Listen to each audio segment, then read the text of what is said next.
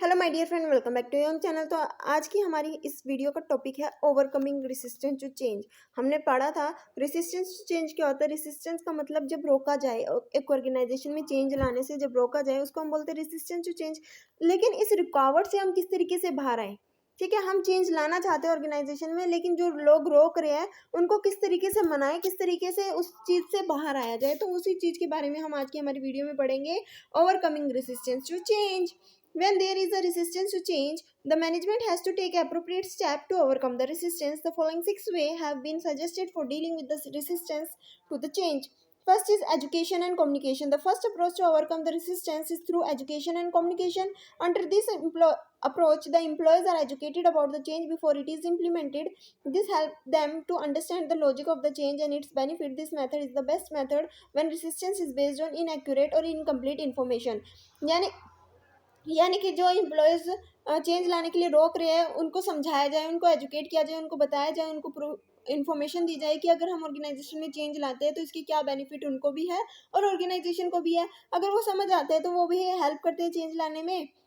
तो कहीं ना कहीं हमें क्या करना चाहिए, अपने एम्प्लॉयज़ को पूरी तरीके से एजुकेट करना चाहिए, उनको पूरी इन्फॉर्मेशन प्रोवाइड करनी चाहिए कि क्यों हम चेंज लेके आ रहे हैं ऑर्गेनाइजेशन में, क्या इससे बेनिफिट्स होगा। उसके बाद आता है participation and involvement. Participation and involvement क्या कहता है, resistance to change can be reduce significantly by inviting the concerned employees to participate in the decision making process.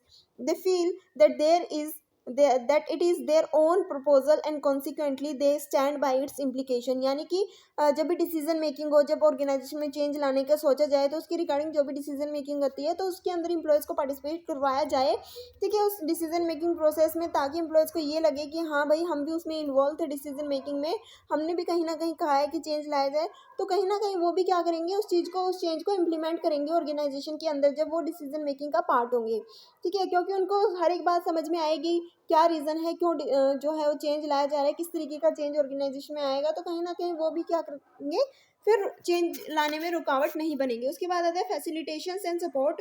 This involve providing both the emotional training and financial assistance to employees experiencing the hardship of change. यानी कि कुछ ऐसे employees है जो change नहीं लाना चाहते, जो प्रॉब्लम फेस कर रहे हैं, तो कहीं ना कहीं उनको फाइनेंशियली, ठीक है, फाइनेंशियल असिस्टेंस देनी चाहिए, साथ ही साथ उनको ट्रेनिंग प्रोवाइड करनी चाहिए ताकि उस चेंज को एक्सेप्ट कर सके, उन चीज़ों को समझ आ सके कि चेंज आएगा तो उनको क्या करना है, ठीक है।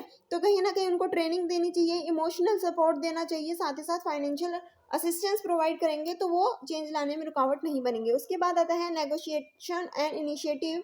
This approach provide for negotiation which concern employees and offer incentive to make them agree to the change. यानी कि हम क्या कर रहे हैं, इंसेंटिव्स प्रोवाइड करें अपने एम्प्लॉयज़ को ताकि ऑर्गेनाइजेशन में चेंज लाया जाए। उसके बाद आता है manipulation and cooptations. This method consist of attempt to influence the employees and more specially the opinion makers through some special benefit और प्रोवाइड मोर अट्रैक्टिव इन्फॉर्मेशन। यानी कि जो क्या किया जाए, कोऑपरेशन बनाया जाए, ठीक है। जो लोग जो एम्प्लॉयज़ क्या कर रहे हैं, मना कर रहे हैं चेंज लाने के लिए, उनको क्या किया जाए, इन्फ्लुएंस किया जाए, कहीं ना कहीं उनको जो है स्पेशल बेनिफिट दिए जाएं, उनको अट्रैक्टिव इन्फॉर्मेशन दी जाए जिससे कि वो जो है वो चेंज लाने के लिए रेडी हो जाए। उसके बाद आता है कोर्जन। कोर्जन क्या होता है, this is the application of direct threats और फोर्स अपॉन द रेसिस्टेंस, ठीक है।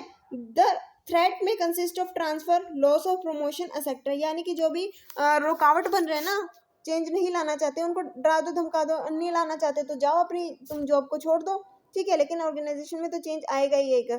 सबसे पहले प्यार से समझाया गया है, ठीक है, उनको बेनिफिट्स दिए गए हैं, उनको जो है इंसेंटिव्स प्रोवाइड किए गए हैं, इन्फॉर्मेशन प्रोवाइड की गई है, उनको बेनिफिट बताया गया है। सारा काम होने के बाद भी अगर वो नहीं मान रहे हैं तो कहीं ना कहीं थ्रेट का यूज़ किया जाएगा, ठीक है।